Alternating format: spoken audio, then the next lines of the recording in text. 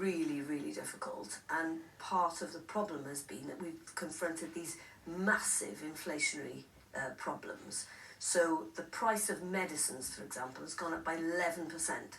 We haven't been given any extra money for that, so we have to find that from within the resources we have. We've obviously found a 5% increase for people working in the NHS. Again, no additional resources for that. So we have to take that from the service itself. And that has caused us a problem, obviously. The UK government says you're getting a record amount of funding each year. Well, we've also got a record amount of demand. And also, of course, they're not giving us funding for things like railways, for removing tips.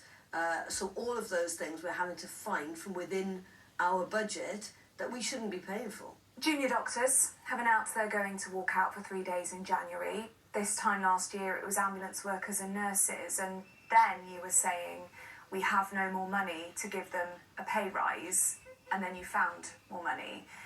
Are you going to do that again this time round? Well, the fact that we were able to resolve that issue, I think, is something that we should be very proud of. We worked very, very closely and very hard to get to a position where they were able to settle.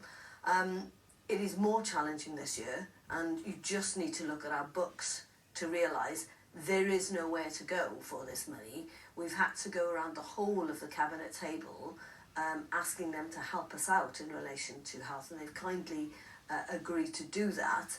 But I don't think we can go any further in asking them to do any more, so there is no more money. You've decided not to run to become First Minister, to some people's surprise.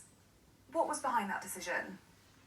Well, I threw my hat in the ring last time, and it was very, very tough and very difficult, and I was never going to go through that again.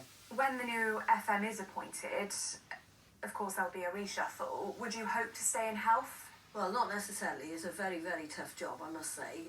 But obviously I also know how the system works now. I know where the problems are and got an idea on how to fix them. But it's not a job you can do for very long, I don't think, with the kind of pressure that you're under.